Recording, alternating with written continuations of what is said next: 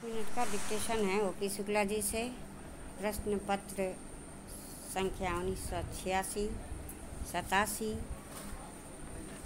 Ready 1 2 3 start. सभापति महोदय, मैं वित्त विधेयक का समर्थन करने के लिए खड़ा हुआ हूँ। विश्व की बिगड़ती हुई अर्थव्यवस्था को ध्यान में रखते हुए देश की अर्थव्यवस्था को बचाने के लिए माननीय वित्त मंत्री जी और उनके सहयोगी जिस सूझबूझ से काम कर रहे हैं, उसके लिए मैं वित्त मंत्रालय के तीनों मंत्रियों को बधाई देता हूँ। यह बजट बड़ी समझदारी से तैयार किया गया है। बजट में 20 सूत्री कार्यक्रम का, जिसका हर वर्ग और हर राजनीतिक पार्टी में स्वागत किया है, समावेश किया गया है। सस्ते भाव की दुकान खोलने और ग्रामीण क्षेत्रों में उद्योग लगाने की ओर ध्यान देकर लोगों और नौजवानों के शहरों की ओर भागने पर रोक लगाने का प्रयत्न किया गया है। ग्रामीण विकास बैंकों में 25% की वृद्धि हमारी प्रगति का प्रतीक है। इससे प्रकट होता है कि गाँव की तरफ हमारी नज़र गई है। जब तक हमारे गांव का विकास नहीं होगा, तब तक इस देश का विकास नहीं हो सकता। इस बजट में मध्यम वर्ग के लोगों का ध्यान रखा गया है, महिलाओं की दिक्कतों को सामने रखा गया है और सरकारी कर्मचारियों के लिए वेतन आयोग बनाया गया है।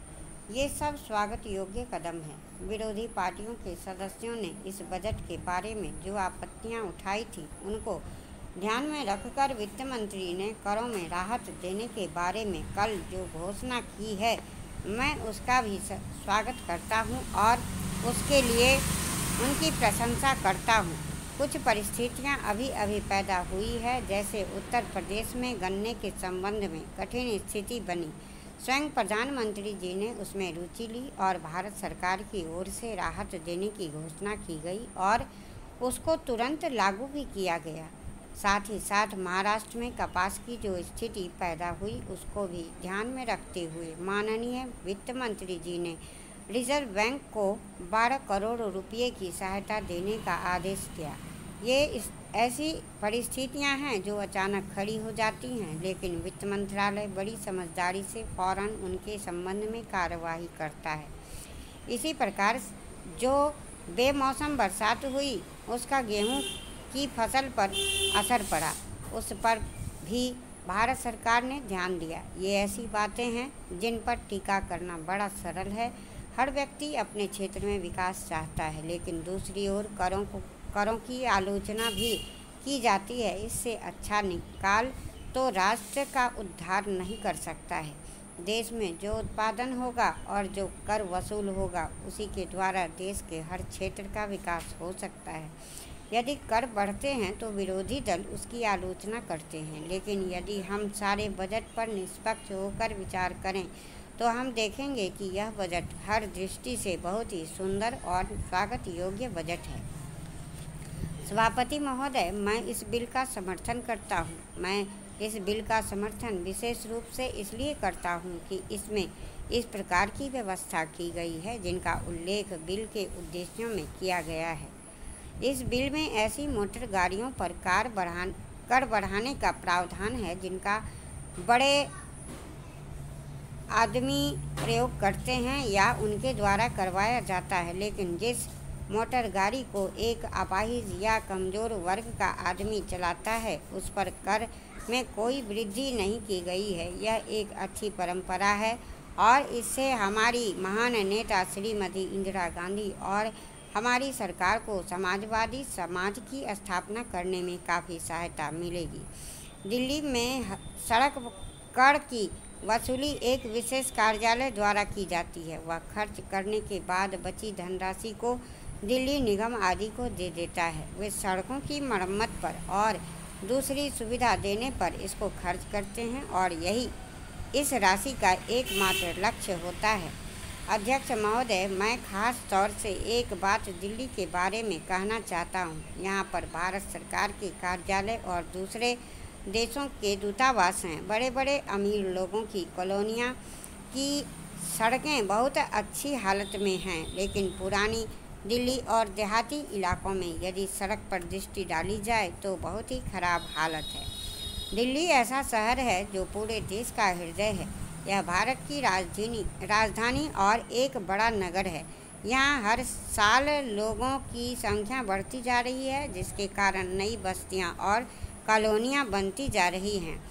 आप उन कॉलोनियों में जाकर सड़कों की हालत देखें। वहाँ की हालत बहुत ख़राब है, जिसकी तरफ सरकार को विशेष रूप से ध्यान देना चाहिए। इस संबंध में मैं कुछ सुझाव इस सदन के सामने रखना चाहता हूँ। मेरा सरकार से अनुरोध है कि उन सुझावों पर विचार करके दिल्ली में मोटर गाड़ियों के मालिकों को अनेक प्रकार की सुविधाएं देने की व्यवस्था की जाए। सबसे पहली बात तो यह है कि सड़कों की हालत जहाँ जहाँ खराब है वहाँ उनको जल्दी ठीक किया जाना चाहिए, जिससे कि मोटर गाड़ियों को कोई नुकसान का सामना न करना पड़े। जहाँ तक रजिस्ट्रेशन का सवाल है, किसी भी दिन आप उस दफ्तर में चले जाएं, वहाँ आपको बहुत अधिक संख्या में लोग नज़र आएंगे। एक आदमी को छोटे छोटे कामों के लिए कई बार परेशान किया जाता है और उसकी बात को सुना नहीं जाता है।